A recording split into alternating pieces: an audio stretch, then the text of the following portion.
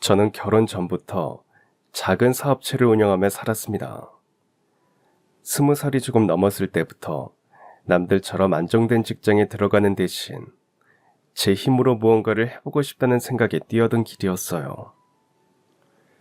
처음에는 얼마나 무모했는지 모릅니다. 거래처를 잡으려고 새벽 첫차를 타고 나가서 기다리던 날도 있었고, 계약 한 건 따내고 돌아오는 길에 버스 안에서 눈물이 핑 돌 정도로 기뻤던 기억도 있습니다. 밤늦게까지 장부를 정리하고 택배 상자를 직접 나르며 허리가 끊어질 듯 아파도 저는 늘 스스로를 다독였습니다. 괜찮아. 나는 내 힘으로 서고 있는 거야. 조금만 더 버티면 돼. 바쁘게 달리다 보니 연애나 결혼은 늘 제 뒷전으로 밀려났습니다. 어머니는 틈만 나면 말씀하시곤 했습니다. 너는 언제쯤 가정을 꾸리려 하니? 남들 다 하는 걸 왜 그렇게 미루는 거야? 저는 그럴 때마다 대수롭지 않게 웃으며 넘겼습니다. 제게 결혼은 당장 고민할 문제가 아니었으니까요. 눈앞에 있는 사업을 지켜내는 것이 훨씬 시급했고, 저 자신조차 제대로 돌보지 못하는 상황에서 가정을 꾸릴 여유는 없었습니다. 그렇게 버티고 버틴 끝에 어느 정도 자리를 잡을 수 있었습니다. 다른 이들 눈에는 그저 작은 사업에 불과했을지 모르지만 저에게 그것은 제 인생을 증명하는 전부였으니까요. 그렇게 일에만 매달리며 숨가쁘게 달려가던 어느 날, 거래처 직원이었던 지금의 남편을 처음 만났습니다. 그는 제 또래였지만 늘 차분했고 말수는 적어도 그 침묵 속엔 묘한 안정감이 깃들어 있었습니다. 그리고 그의 행동 하나하나에는 은근한 배려가 배어 있었습니다. 처음엔 그저 스쳐 지나가는 인연이라 여겼습니다. 하지만 어느 날 그의 한마디가 제 마음을 흔들었습니다. 오늘 비 온다는데 우산 챙기셨어요? 그는 말없이 작은 접이식 우산을 제 손에 쥐어주며 덧붙였습니다. 여분이 하나 있어서요. 비 맞고 다니면 감기 걸려요. 별것 아닌 말인데도 그 순간 가슴이 두근거렸습니다. 누군가의 따뜻한 배려가 이렇게 선명하게 다가온 게 대체 얼마만이었던가요? 그 짧은 순간이 제 일상 속에 작은 물결을 일으켰습니다. 며칠 뒤에는 바쁘게 서류를 정리하던 제 앞에 샌드위치를 내밀며 말했습니다. 간단하게라도 드세요. 식사 거르면 몸 상해요. 평범한 권유였지만 그 안에는 진심이 담겨 있었습니다. 늘 일에만 몰두하느라 제 건강을 등한시하던 저에게 그 말은 오랜 가뭄 끝에 내리는 단비처럼 마음속 깊이 스며들었습니다. 그제야 저는 그를 다시 보게 되었습니다. 잔잔하게 빛나는 눈빛, 조용히 번지는 미소, 그리고 무심한 듯 다정하게 건네던 말들. 그의 작은 관심은 하루하루 제 마음을 채워갔고, 어느새 무채색 같던 제 일상은 그 사람으로 인해 빛을 머금기 시작했습니다. 그렇게 쌓이고 쌓인 따스함은 결국 사랑이 되었고, 저희는 서로의 삶을 함께하기로 약속했습니다. 결혼을 하면서도 저는 자신이 있었습니다. 가정도 지키고 사업도 이어가고 두 마리 토끼를 반드시 잡아내고 말겠다. 스스로를 믿었고 해낼 수 있다고 굳게 다짐했습니다. 하지만 결혼이란 생각처럼 단순하지 않았습니다. 남편 또한 사업으로 늘 바빴고 집안일은 고스란히 제 몫이 되었습니다. 회사에서 하루 종일 정신없이 일하고 돌아와도 집은 또 다른 전쟁터 같았습니다. 싱크대 위에 어질러진 그릇들, 빨래 바구니에 가득 쌓인 옷가지들, 발에 밟힐 만큼 내려앉은 먼지. 신발을 벗을 틈도 없이 앞치마부터 두르고 청소기를 돌려야 했습니다. 할 수 있어. 난 원래 뭐든 해내는 사람이잖아. 스스로를 다독이며 버텼지만 하루가 쌓이고 또 쌓일수록 몸은 점점 무거워졌습니다. 밤이면 베개에 머리를 대는 순간 의식이 꺼지듯 잠들었고 아침이 오면 눈을 뜨는 일조차 두려울 만큼 피로가 짙게 내려앉아 있었습니다. 결혼 초반에는 그래도 신혼의 설렘이 버팀목이 되어주었습니다. 남편이 퇴근길에 꽃다발을 들고 들어오면 피곤했던 하루도 눈 녹듯 사라졌고 주말마다 함께 시장을 보러 다니며 소소한 웃음을 나누는 순간들이 저를 다시 일으켜 세우곤 했습니다. 하지만 시간이 흐를수록 달콤했던 설렘은 일상의 무게에 가려지기 시작했습니다. 사업을 운영하면서 동시에 집안일까지 온전히 떠안는 일이 얼마나 고단하고 벅찬 것인지 매일의 생활이 뼈저리게 가르쳐 주었습니다. 미안해. 나도 도와주고 싶은데 요즘 일이 너무 많아서 늘 늦게 오네. 괜찮아. 당신도 힘들잖아. 나도 잘 버틸 수 있어. 입술은 웃으며 괜찮다 말했지만 그 말은 점점 가벼운 위로로만 남았습니다. 몸은 지쳐가고 마음은 서서히 마모되어 갔습니다. 어느 순간부터는 함께였던 주말도 꽃다발의 설렘도 더 이상 제게 힘이 되지 못했습니다. 현실은 저를 잠시도 쉬게 두지 않았고 그 속에서 저는 조금씩 무너지고 있었습니다. 게다가 늦은 나이에 결혼하자마자 아이를 바라며 임신을 준비했지만 1년이 넘도록 소식이 없었습니다. 그 기다림이 어느 순간부터는 큰 스트레스가 되었습니다. 내가 내 욕심의 일만 하느라 아이도 생기지 않고 집안까지 엉망이 되어가는 건 아닐까. 스스로를 탓하며 속상해하곤 했습니다. 그러던 어느 날 마침내 기다리던 소식을 들었습니다.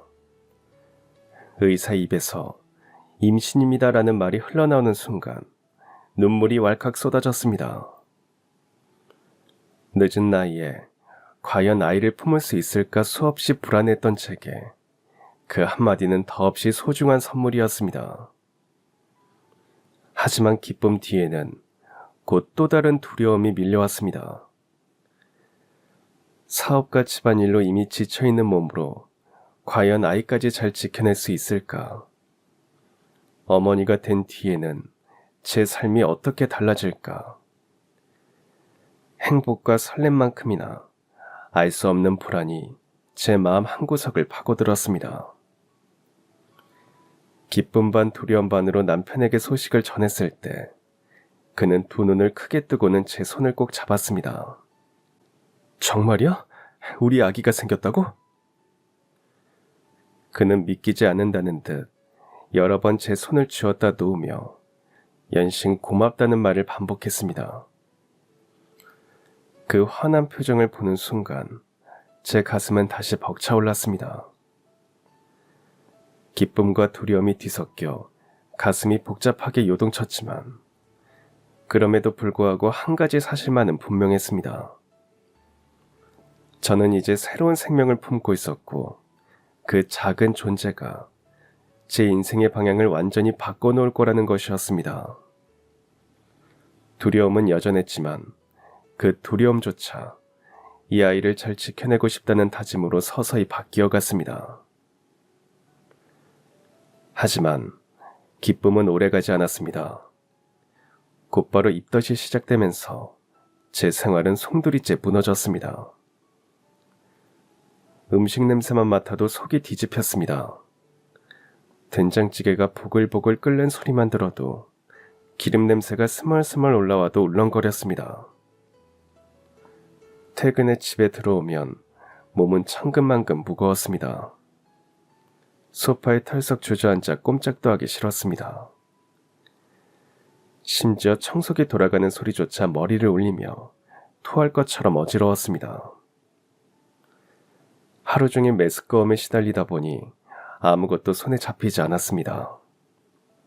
그 사이 집안은 점점 엉망이 되어 갔습니다. 싱크대 위엔 설거지거리가 산더미처럼 쌓였고 빨래 바구니는 이제 터져나갈 지경이었습니다. 바닥은 청소기를 돌린 지 오래라 먼지가 수북이 내려앉아 있었습니다. 저는 무너져 내린 집안을 보며 속으로 한숨만 내쉬었습니다. 몸은 힘들고 마음은 무너져 갔습니다. 결국 저는 친구와 언니들에게 하소연을 했습니다. 그러자 한 언니가 조심스럽게 말했습니다. 파출부를 쓰는 게 어때? 몸이 힘든데 억지로 버티면 너한테도 아이한테도 안 좋아.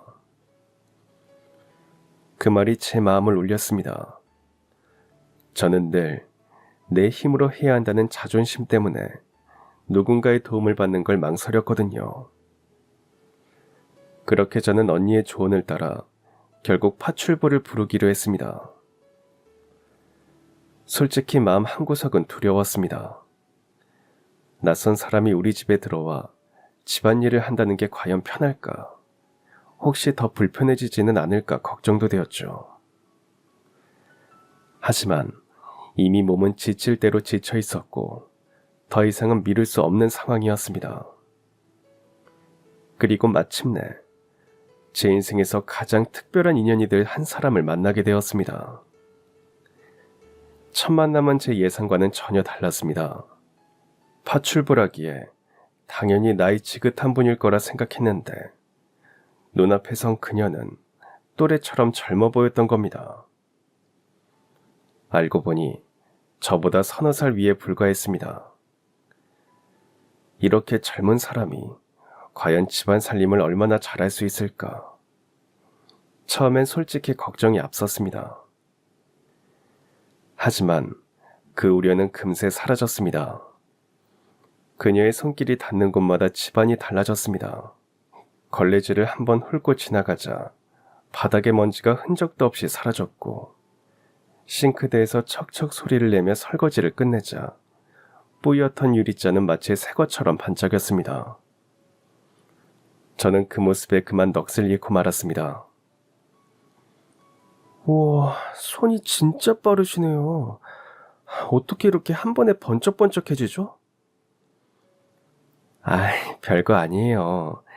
그냥 오래 해와서 익숙한 거예요. 말은 그렇게 했지만 저는 금세 알 수 있었습니다.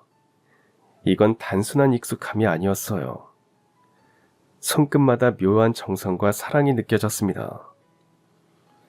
일을 하면서도 저를 살뜰히 챙겼습니다. 사모님, 지금은 몸이 가장 중요한 때예요. 절대 무리하지 마세요. 아기랑 본인 몸 생각하면 그게 제일 잘하는 거예요. 저는 순간 철없는 여동생이 된 기분이었습니다. 낯선 사람인데 묘하게 마음이 놓였어요. 며칠 후, 저는 궁금증을 참지 못하고 물었습니다. 어떻게 이렇게 살림을 잘하세요? 비결이 뭐예요? 어려서부터 살림을 해와서 그래요. 10살 때 부모님이 돌아가시고 친척집을 전전했어요. 친척들도 형편이 좋진 않으니 구박덩이로 눈칫밥 좀 먹었죠. 구박받으면서도 살림은 제가 다 도맡아 했으니까 살림을 못하는 게 더 이상한 거죠. 하지만 그때 배운 게 지금은 밥벌이가 되고 있으니 오히려 다행이라 생각해요. 숱한 힘든 시절을 보냈을 텐데도 오히려 다행이라며 담담하게 말하는 그녀를 보며 그 안에 얼마나 많은 눈물이 숨어 있을지 짐작조차 힘들었습니다. 그녀가 오고 나서부터 집은 완전히 달라졌습니다. 먼지가 사라지고 싱크대는 반짝이고 빨래는 말끔히 개어져 있었습니다. 그래서 저는 집에 들어설 때마다 안정감을 느꼈습니다. 그녀는 늘 겸손했고 제겐 한 줄기 빛 같았습니다. 처음엔 일주일에 한 번만 왔지만 임신이 진행될수록 저는 몸이 더 힘들어졌습니다. 전 결국 매일 와달라고 부탁했죠. 정숙 씨, 매일 좀 와주실 수 있을까요? 저야 고정적으로 올 수 있게 해주시면 오히려 감사하죠. 그날부터 우리는 하루도 빼놓지 않고 얼굴을 보게 됐습니다. 그녀는 단순히 집안일을 도와주는 사람이 아니라 제 삶 속 깊이 스며들었습니다. 남편과의 관계 역시 정숙 씨가 오고 난 후 훨씬 좋아졌습니다. 퇴근하고 들어올 때마다 깔끔해진 집을 보고 고마워했고, 아이를 준비하는 저를 살뜰히 챙기는 정숙 씨를 보며 존경하는 눈빛을 보냈습니다.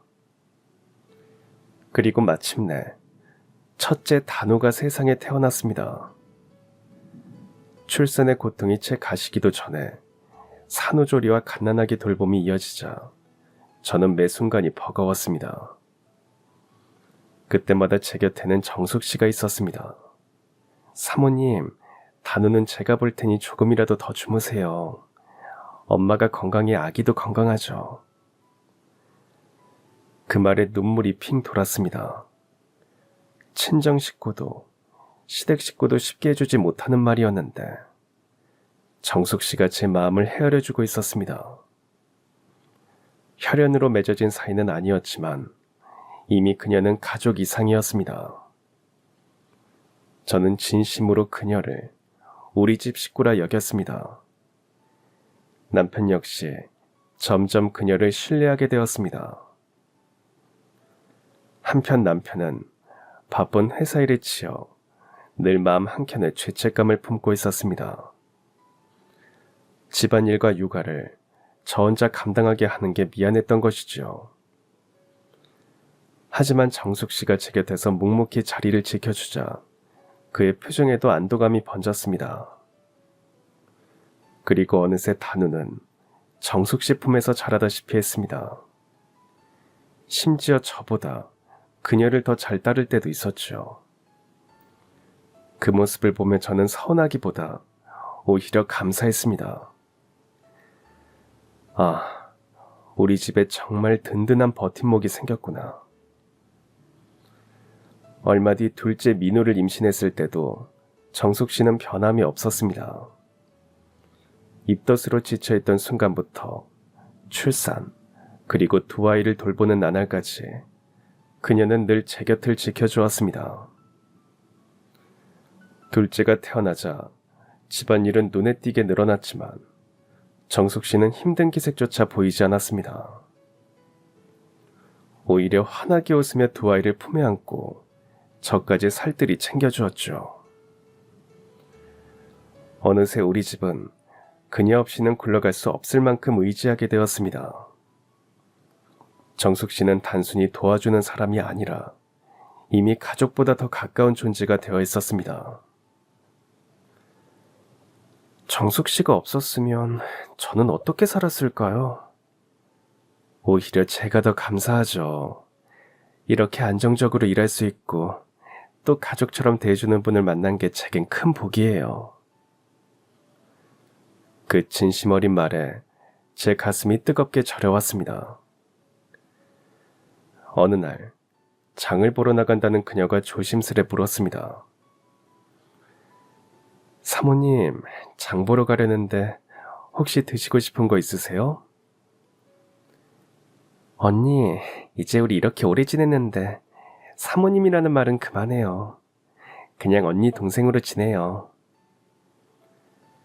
아무리 오래 함께 했어도 저는 결국 일하는 사람이잖아요. 아니에요. 저한테 언니는 이미 친언니나 다름없어요. 그날 이후 저는 정숙 씨를 언니라 불렀습니다. 그녀는 여전히 저를 사모님이라 불렀지만 호칭이 무슨 의미가 있었겠습니까?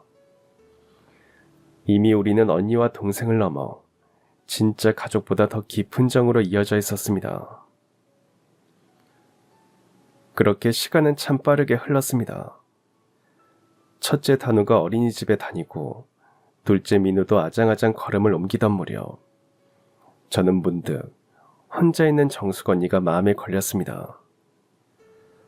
우리 집에서는 늘 환하게 웃으며 아이들을 돌봐주었지만 집으로 돌아가는 언니의 뒷모습에는 어쩐지 고요한 외로움이 배어 있었습니다. 저는 언니에게도 이제는 자기만의 가족과 행복이 필요하다고 생각했습니다. 그래서 오랜 고민 끝에 믿을 만한 분을 소개해드렸죠. 처음엔 손사래를 치며 제가 무슨 하던 언니였지만 시간이 흐르며 그분과 조금씩 가까워지는 모습을 보며 제 마음도 설렜습니다. 그리고 마침내 어느 날 언니가 수줍게 제 앞에 섰습니다. 사모님, 드릴 말씀이 있는데 저 결혼하게 됐어요. 그 말을 듣는 순간 언니보다 제가 먼저 눈물이 핑 돌았습니다. 늘 남만을 위해 사느라 자기 몫의 행복은 뒤로 미뤄두었던 사람이 드디어 자신의 삶을 찾은 것이죠. 그날 하루 종일 제 얼굴에서 웃음이 떠나질 않았습니다. 내 가족처럼 살뜰히 품어주던 언니가 이제는 누군가의 아내로 한 여자의 이름으로 더 큰 행복을 누리게 된다는 사실이 그토록 벅찰 수가 없었습니다. 결혼식 날, 저는 마치 친언니를 시집 보내는 기분이었습니다. 순백의 드레스를 곱게 차려입고 서 있는 언니의 얼굴에는 그동안 보지 못했던 세상 그 누구보다 환한 미소가 번져 있었습니다. 남편도 저도 아이들까지 모두가 두 손 모아 진심으로 축하했습니다. 그 순간 제 마음속에서는 속삭임처럼 이런 말이 흘러나왔습니다. 이제 언니에게도 봄이 오는구나. 그 후에도 언니는 여느 때처럼 우리 집 일을 성심껏 도와주었습니다. 그러던 어느 날, 몇 달이 흐른 뒤 언니가 제 앞에 다가왔습니다. 두 손을 가지런히 모은 채 눈빛은 떨림과 설렘으로 가득 차 있었습니다. 사모님, 제가 아기를 가졌어요.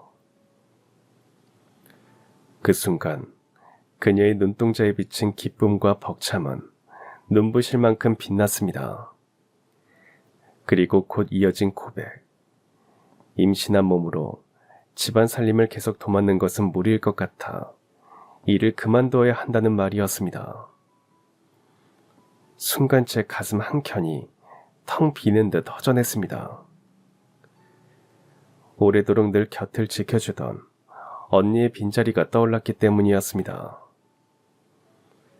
하지만 곧 그 허전함을 압도한 것은 말할 수 없는 기쁨이었습니다. 당연하죠. 임신과 출산은 제가 언니보다 선배인 거 아시잖아요. 언니를 매일 못 본다는 건 아쉽지만 무엇보다 중요한 건 언니와 아기의 건강이에요. 이제는 다른 건 다 내려놓고 몸부터 챙기셔야 해요. 저는 언니의 손을 꼭 잡으며 마음을 전했습니다. 그토록 남을 위해 헌신하며 살아온 언니가 이제는 자기 아이를 품게 되었다는 사실, 마침내 엄마라는 이름을 얻는다는 사실은 제게도 큰 울림과 벅찬 감동이었습니다. 그 순간은 친언니의 경사를 전해들은 듯 진한 기쁨이었고 제 마음 깊숙이 오래도록 간직될 소중한 축복의 시간이었습니다. 그리고 얼마 후 언니의 아들 민수가 태어났습니다. 병원에서 갓난아이를 안고 있는 그녀의 얼굴은 그 어느 때보다 환했습니다. 사모님, 저 진짜 엄마가 됐어요. 꿈만 같아요.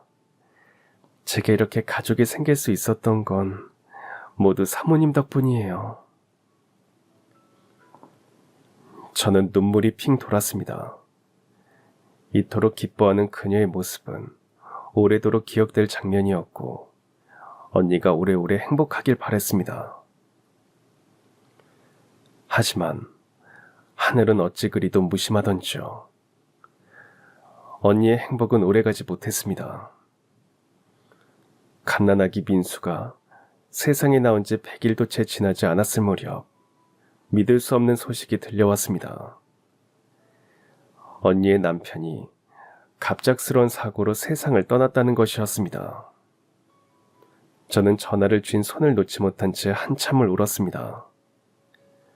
장례식장에 도착했을 때 등에 100일도 안 된 아기를 업고 망연자실에 서 있던 언니의 모습은 제 가슴을 산산이 부수어 놓았습니다.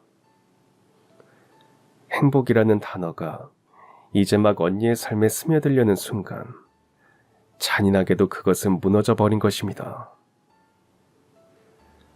그렇게 언니는 또다시 혼자가 되고 말았습니다. 며칠 뒤 언니에게서 전화가 걸려왔습니다. 수화기 너머로 들려오는 목소리는 울음에 젖어 떨리고 있었습니다. 죄송하지만 저 다시 일할 수 있을까요?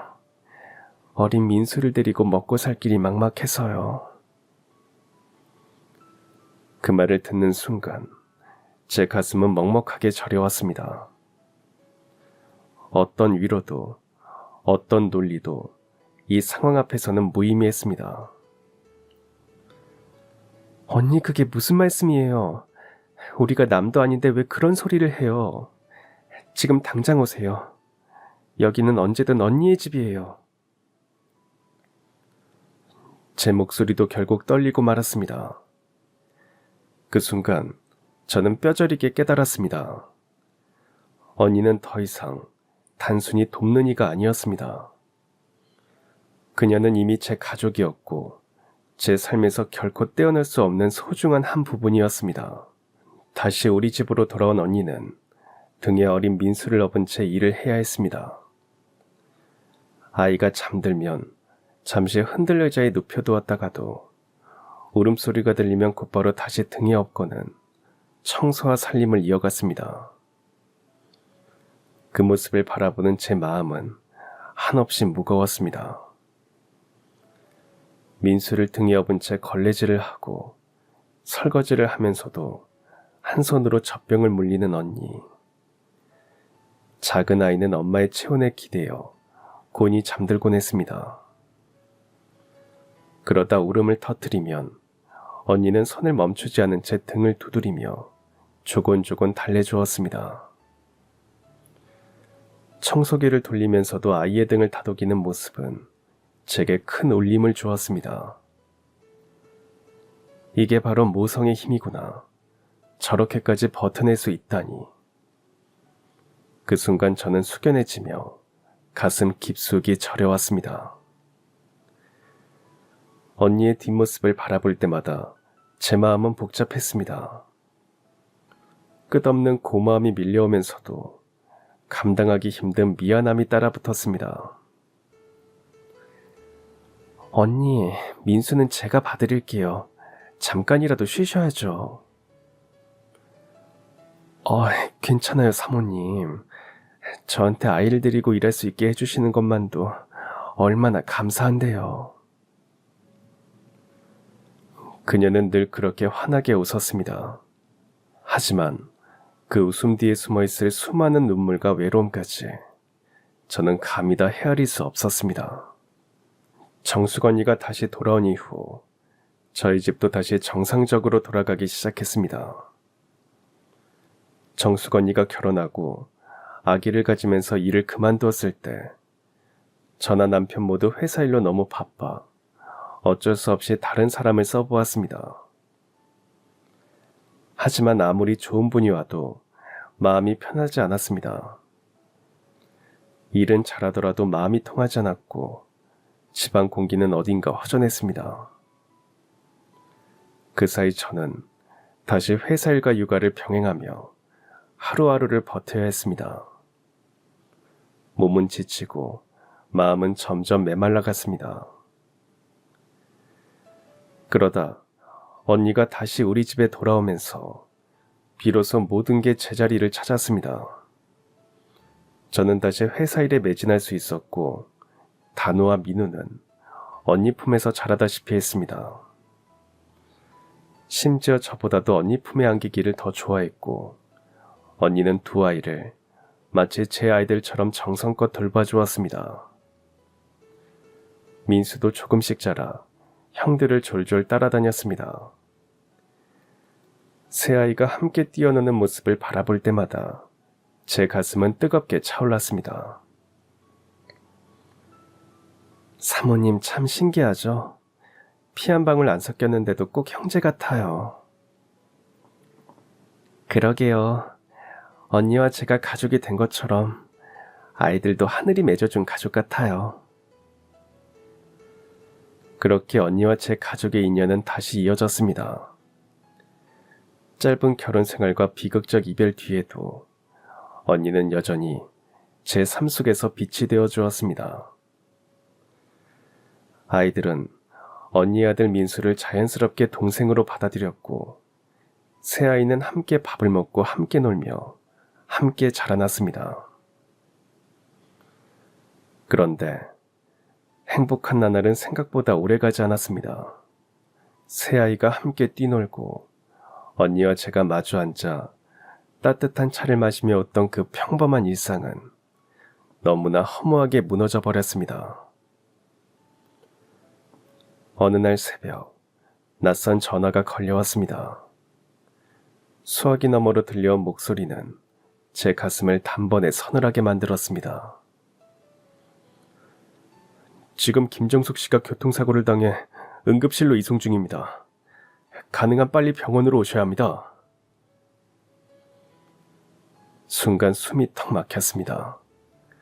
손에서 전화기가 미끄러질 뻔했고 온몸이 굳어버렸습니다. 머릿속이 하얘지고 다리가 풀려 제자리에 주저앉을 뻔했습니다. 놀란 기색을 감추지 못한 남편이 다가와 전화를 빼듯 받아들더니 곧 저를 붙잡아 일으켰습니다. 우리는 서둘러 집을 나섰습니다. 캄캄한 새벽길, 택시를 잡아 타고 병원으로 달려가는 동안 제 심장은 쿵쾅거리며 터질 듯 뛰었습니다. 창밖의 어둠은 끝이 없고 차 안 공기는 숨조차 막히게 무거웠습니다. 제 손은 떨려왔고 남편은 그런 제 손을 꼭 잡아주었지만 차가운 불안은 도무지 가시질 않았습니다. 그렇게 병원에 도착했을 때는 이미 늦어버린 뒤였습니다. 의사는 고개를 저으며 말했습니다. 안타깝지만 최선을 다했으나 이미 손을 쓸 수 없었습니다. 그 말을 듣는 순간 다리가 풀려 주저앉고 말았습니다. 믿을 수가 없었습니다. 영안실에 누워있는 언니의 얼굴은 어제와 다를 게 없었습니다. 다만 차갑게 굳어있을 뿐이었죠. 무엇보다 가슴을 찢은 건 5살 민수였습니다. 아직 상황을 이해하지 못한 아이는 울부짖으며 엄마를 찾았습니다. 아직 세상에 홀로 설 수조차 없는 아이가 눈앞에 있었고 그 아이는 이제 완전히 혼자가 되었습니다. 장례는 너무도 빠르게 흘러갔습니다.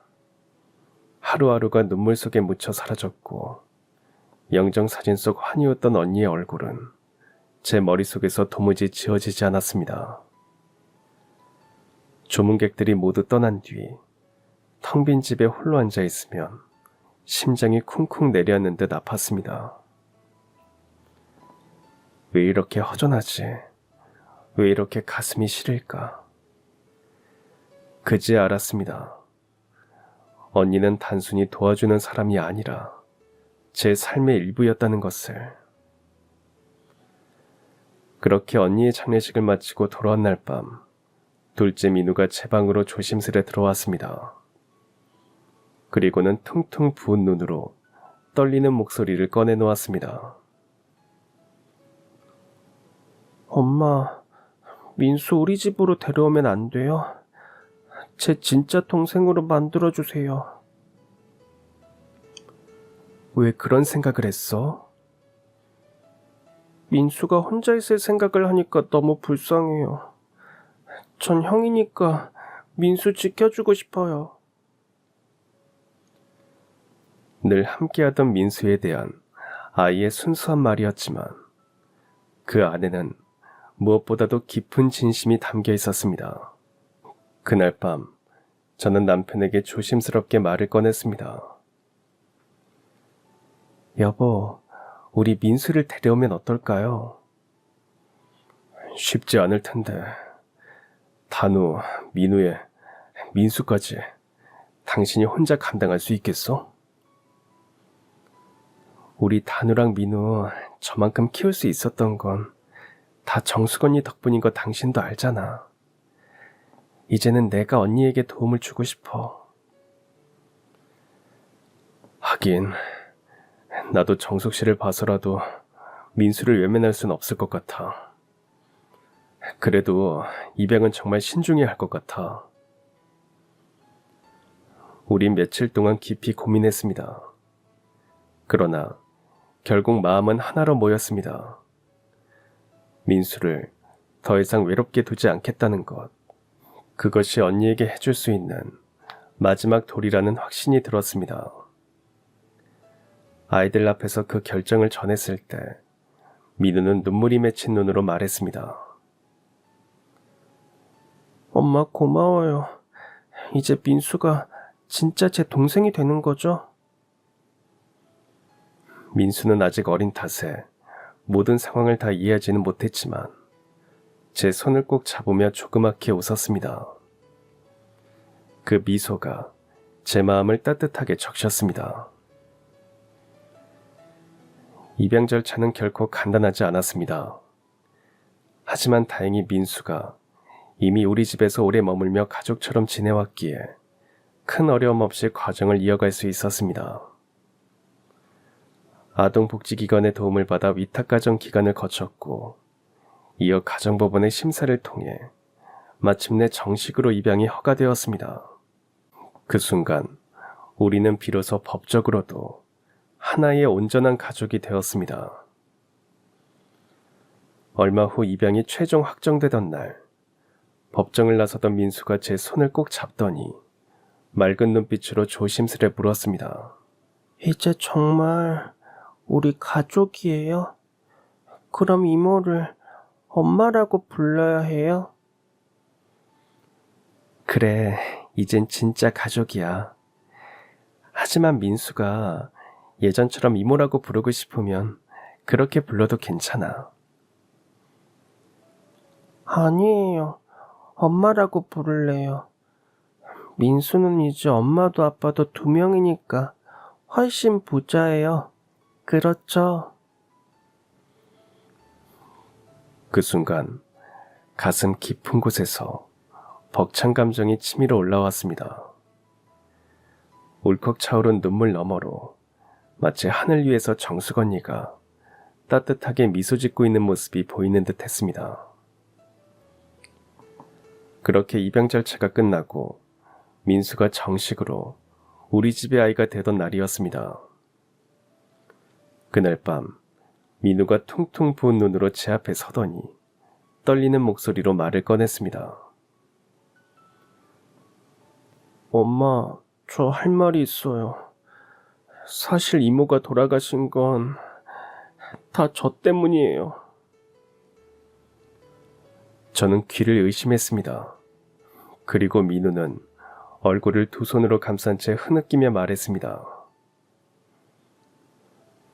민수 생일날 이모가 로봇 장난감을 사줬잖아요. 저도 갖고 싶다고 얼마나 떼를 썼는지 엄마도 기억하시죠? 근데 엄마는 집에 장난감이 얼마나 많은데 또 사냐고 그냥 넘어갔잖아요. 그때 제가 속상해서 울었거든요. 그제야 잊고 있던 기억이 되살아났습니다. 그날 울먹이던 민우를 보며 정숙 언니가 다정하게 다가와 웃던 모습이 떠올랐습니다. 민우야, 그렇게 로봇 장난감이 가지고 싶어? 그럼 이모가 사다 줄까? 그 장면이 눈앞에 선명히 스쳐갔습니다. 그리고 아이는 그때 일을 떠올리며 떨리는 목소리로 말을 이었습니다. 그래서 이모가 새벽에 일부러 마트에 가신 거예요. 저 때문에 저 때문에 이모가 그렇게... 제 가슴은 철렁 내려앉았습니다. 8살 어린아이의 입에서 쏟아져 나오는 말이라고는 믿기 어려울 만큼 무겁고 절절한 죄책감이었습니다. 그러니까 다 제 잘못이에요. 제가 욕심만 안 부렸어도 엄마가 안 사준다고 했을 때 그냥 참았더라면 이모는 그렇게 되지 않으셨을 거예요. 8살 나이가 감당하기에는 너무 가혹한 짐이었습니다. 저는 곧장 아이를 품에 끌어안았습니다. 민우야, 네 잘못이 아니야. 그건 그냥 사고야. 누구의 잘못도 아니야. 네가 장난감을 갖고 싶어 했다고 해서 그런 일이 생긴 게 아니란다. 아니에요. 제가 안 그랬으면 이모는 아직 살아계셨을 거예요. 그러니 민수는 제가 꼭 지킬 거예요. 이제부터는 진짜 제 친동생처럼 제가 끝까지 책임질 거예요. 작은 어깨가 들썩이며 쏟아내는 그 다짐 앞에서 제 눈시울이 뜨겁게 젖어들었습니다. 아이에게는 너무 벅찬 상처였지만 그 속에서 피어난 결의는 얼음보다도 더 깊고 단단했습니다. 저는 아이를 끌어안으며 속으로 울부짖었습니다. 민우야, 그건 네 잘못이 아니야. 오히려 엄마인 내가 더 미안하구나. 그날 네 마음을 조금만 더 헤아려줬더라면. 다음날 우리는 정수건이의 납골당을 찾았습니다. 흰 국화를 올리고 두 손을 모으자 차가운 바람이 스쳐 머리카락을 흔들었습니다. 저는 눈을 감은 채 마음속으로 다짐했습니다. 언니, 민수가 이제 저희 아들이 되었어요. 그러니 걱정 마세요. 끝까지 지켜내고 잘 키우겠습니다. 곁에 있던 민우도 울먹이며 고개를 숙였습니다. 이모 죄송해요. 하지만 저 약속 지킬게요. 민수 잘 챙기고 형 역할 꼭 할 거예요. 그 순간 바람결에 마치 언니가 미소 지으며 곁에 서 있는 듯한 기분이 들었습니다. 저는 언니의 사진 앞에 다시 속삭였습니다. 언니 대신 제가 민수의 엄마가 될게요. 부디 안심하세요. 말을 마치자 가슴 깊이 뜨거운 울음이 치밀어 올랐지만 동시에 알 수 없는 평온이 스며들었습니다. 언니가 하늘에서 우리를 지켜보고 있으리라는 믿음이 제 마음을 단단히 붙들어주고 있었기 때문입니다. 그날 이후 우리 가족의 새로운 이야기가 시작되었습니다. 민수가 우리 집 아이로 들어오던 날, 제 마음속엔 수많은 감정이 뒤섞였습니다.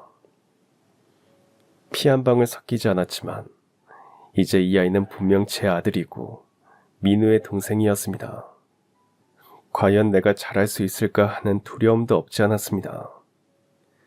하지만 그 모든 걱정을 덮고도 남을 만큼 단 하나의 마음이 더 크게 자리 잡고 있었습니다.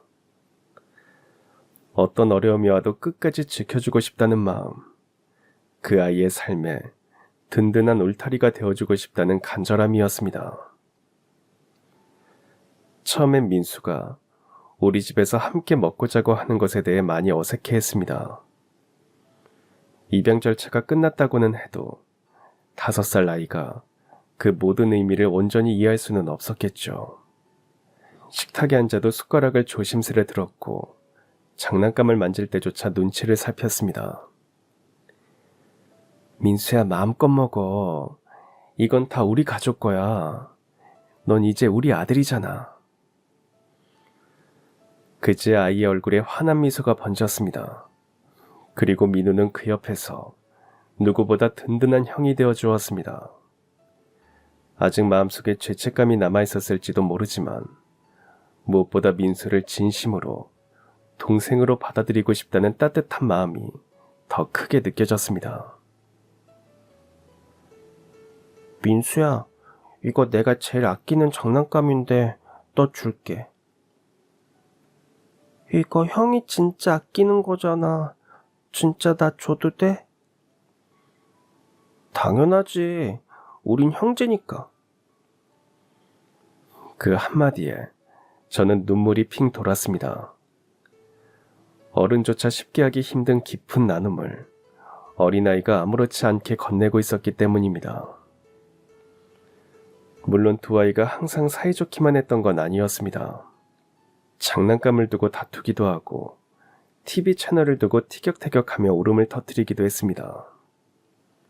그러다 서로 토닥거리다가 삐쳐서 각자 방으로 들어가 버리곤 했습니다. 하지만 그런 날에도 다툼이 오래가진 않았습니다. 언제나 민우가 먼저 다가가 손을 내밀었습니다. 아까는 내가 미안했어. 나도 미안해, 형. 화 안 났어? 화났었지. 그래도 넌 내 동생이니까 괜찮아. 그 말에 민수는 다시 환하게 웃었고 두 아이는 금세 어깨동무를 하며 웃음을 터뜨렸습니다. 그 모습을 바라보는 제 눈가도 젖어들었습니다. 그래, 이것이야말로 진짜 형제의 모습이지.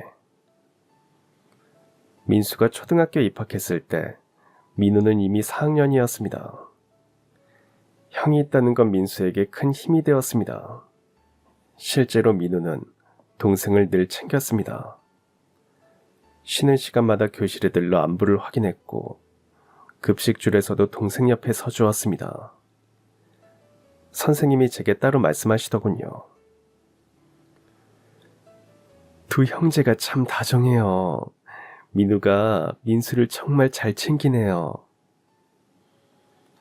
그 말을 듣는 순간 제 가슴은 뭉클하게 저려왔습니다. 하지만 세상의 시선이 언제나 따뜻한 것만은 아니었습니다. 입양 소식은 금세 이웃과 친척들 사이에 퍼져나갔습니다. 어디서나 은근한 수군거림이 따라붙었습니다. 아무리 그래도 남의 핏줄인데 키우는 게 쉽겠어? 나중에 형제끼리 싸움이라도 나면 피 안 섞였다고 더 크게 터지는 거 아니야?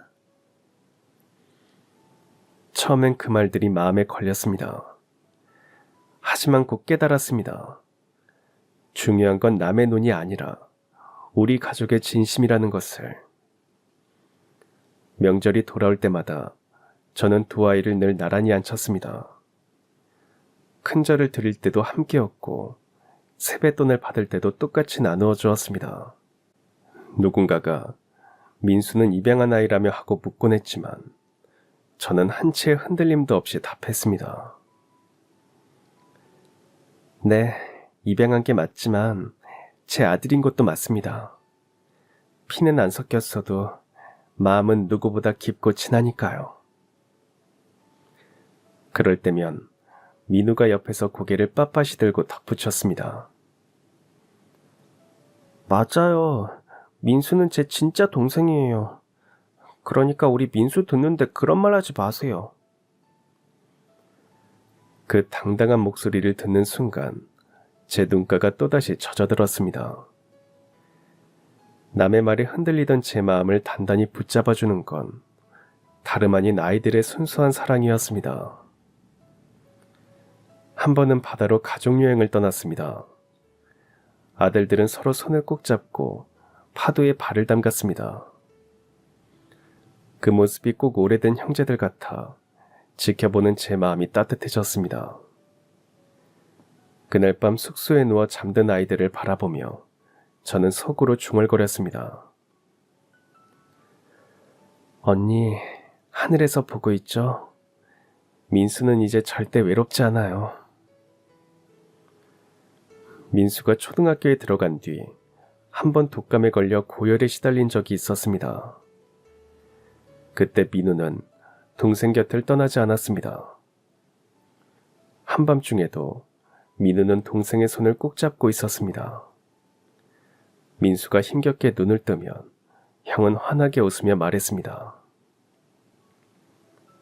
괜찮아. 형이 여기 있잖아. 그 장면을 보며 저는 다시 깨달았습니다. 그래, 이 아이들은 이미 진짜 형제구나. 세월은 참 빠르게 흘렀습니다. 민수가 사춘기에 접어들 무렵 저는 조금 걱정이 되었습니다. 혹시 입양이라는 사실이 마음의 상처가 되진 않을까? 민우가 동생을 멀리하지는 않을까? 하지만 제 두려움은 기우에 불과했습니다. 민수가 동네 아이들에게 입양하라는 놀림을 받았을 때 민우가 단숨에 동생 앞에 서서 외쳤습니다. 민수는 내 동생이야. 너네가 뭔데 그런 소리 해? 그날 밤 민수는 제 품에 안겨 울며 말했습니다. 엄마, 형이 날 지켜줬어요. 형이 없었으면 나 너무 무서웠을 거예요. 그래, 민우가 네 형이잖아. 그러니깐 당연히 동생인 민수를 지켜줘야지. 시간은 쉼없이 흘러 어느새 민우는 대학에 진학했습니다. 합격 소식을 알린 날, 집안은 그야말로 떠들썩했습니다. 민우는 환하게 웃었지만 그날 밤 제 방에 들어와서는 눈시울을 붉히며 말했습니다. 엄마, 대학 합격한 게 기쁘기도 하지만 자꾸 이모 생각이 나요. 제가 이렇게 된 건 다 이모 덕분 같아서요. 그래, 네가 그렇게 생각하는 걸 이모도 다 알고 있을 거야. 그 사이 민수도 어느새 고등학생이 되었습니다. 밝고 부침성 있는 성격 덕분에 친구도 많았지만 공부는 늘 쉽지 않았습니다. 수학 문제를 붙잡고 고개를 흔들며 탄식하는 민수의 모습은 제 마음을 안타깝게 했습니다. 엄마, 저는 머리가 형들만큼 좋은 게 아닌가 봐요. 아무리 해도 안 풀려요. 저는 곁에서 토닥이며 위로했지만 진짜 힘이 되어준 건 형들이었습니다. 민우는 대학생이 된 후에도 틈만 나면 동생의 책상 옆에 앉아 문제를 짚어주었습니다. 그리고 대학 졸업 후 회사에 다니느라 독립해서 살던 단호까지 가끔 집에 들르면 두 형제가 함께 민수의 공부를 봐주었습니다. 늦은 밤, 거실엔 늘 셋이 모여 앉은 풍경이 펼쳐졌습니다. 책상 위엔 빼곡히 풀린 문제지와 커피잔이 늘어났고 그 옆에는 피곤해 지쳐 꾸벅꾸벅 졸다 다시 고개를 드는 민수의 모습이 있었습니다. 그럴 때마다 형들은 끝까지 인내하며 동생을 붙들었습니다. 민수야, 넌 할 수 있어. 네가 포기하지 않는 이상 절대 무너지는 법은 없어. 형들처럼 잘할 수 있을까 걱정되지만 그래도 나 진짜 열심히 해볼게. 그 밤들은 결코 헛되지 않았습니다. 시험을 치를 때마다 민수의 성적은 조금씩 오르기 시작했고 마침내 수능을 마친 후 기다리던 결과가 도착했습니다. 합격자 발표 날, 민수는 떨리는 손으로 컴퓨터 화면을 열었습니다. 그리고 이내 소리쳤습니다. 나 붙었어. 형들이 다니는 그 대학에 나도 붙었어. 집안은 환호로 가득 찼습니다. 민우는 동생을 끌어안고 눈시울을 붉혔고 단우도 웃으며 동생의 등을 힘껏 두드렸습니다. 저는 그 순간 눈물이 왈칵 쏟아졌습니다. 민수가 태어나던 날 언니의 환한 얼굴이 스쳐갔습니다. 그리고 제 안에서 울려 퍼지는 듯한 목소리. 언니 보이죠? 민수가 해냈어요. 며칠 뒤 우리는 민수의 합격증을 손에 들고 정숙 언니의 납골당을 찾았습니다. 가만히 국화를 올리고 모두 함께 묵념했습니다. 저는 목소리를 낮춰 속삭였습니다. 언니, 민수가 드디어 형들과 같은 대학에 합격했어요. 걱정하지 마세요. 우리 아이들 다들 잘 자라주고 있어요. 앞으로도 잘 지낼 테니 하늘에서 늘 지켜봐 주세요. 민우도 눈물을 글썽이며 절을 올렸습니다. 이모, 저 약속 지켰어요. 민수 끝까지 챙긴다고 했던 말 잊지 않았어요. 앞으로도 제 동생은 제가 지킬 거예요. 민수 역시 떨리는 목소리로 인사했습니다. 엄마, 저 합격했어요. 형들이랑 같은 대학 가요. 엄마가 옆에 계셨다면 더 좋았을 텐데. 그래도 엄마가 지켜봐 주신 거 맞죠? 그 말을 하며 고개를 숙인 아이의 어깨가 떨렸습니다. 저는 민수의 어깨를 감싸며 속으로 말했습니다. 언니가 남긴 아이는 이제 혼자가 아닙니다. 우리 모두가 함께 지켜주고 있어요. 민수는, 우리 가족은 앞으로도 꿋꿋하게 살아갈 겁니다. 바람이 살짝 불어와 우리 곁에 스쳤습니다. 그 순간 저는 언니가 미소 지으며 곁에 서 있는 듯한 착각을 했습니다. 그리고 깨달았습니다. 정숙 언니가 남겨준 가장 큰 선물은 민수가 아니라 가족이라는 이름으로 맺어진 사랑, 그 자체였다는 것을요. 그날 납골당을 나서는 네 식구의 발걸음은 참으로 단단하고 또 따뜻했습니다. 가끔 주변 사람들이 물었습니다. 입양한 아이 키우는 거 힘들지 않아요? 힘든 게 아니라 고마운 일이에요. 우리가 민수에게서 더 많은 걸 배우고 받았으니까요. 그게 진심이었습니다. 민수를 키우며 저는 가족의 의미를 새삼 깨달았습니다. 민수는 이제 더 이상 입양하라는 수식어로 설명될 필요가 없는 당당한 제 아들이자 우리 집의 소중한 막내입니다. 피가 이어지지 않아도 우리는 함께 웃고 울며 같은 기억을 쌓아왔습니다. 그것만으로도 충분히 가족이라 부를 수 있음을 세월은 분명하게 증명해 주었습니다. 가끔 저는 거실에서 들려오는 두 아이의 웃음소리를 들으며 생각합니다. 언니 보고 있어요. 언니가 우리에게 남긴 사랑이 이렇게 단단하게 이어져 있어요. 가족이란 결국 피로 맺어진 관계가 아니라 서로를 끝까지 지켜주고 아껴주는 마음이라는 걸 저는 이제 누구보다 확신합니다. 그리고 이 확신이 제 인생에서 가장 값지고 아름다운 깨달음이 되었습니다. 언니가 남긴 선물, 민수, 그리고 민수를 통해 다시 일깨워진 가족이라는 기적. 그것이 우리 집을 언제나 따뜻하게 밝히는 등불이 되어주고 있습니다. 그럼 지금까지 사연 들어주셔서 감사합니다. 사연이 재밌으셨다면 구독과 좋아요 부탁드려요. 감사합니다. 안녕히 계세요.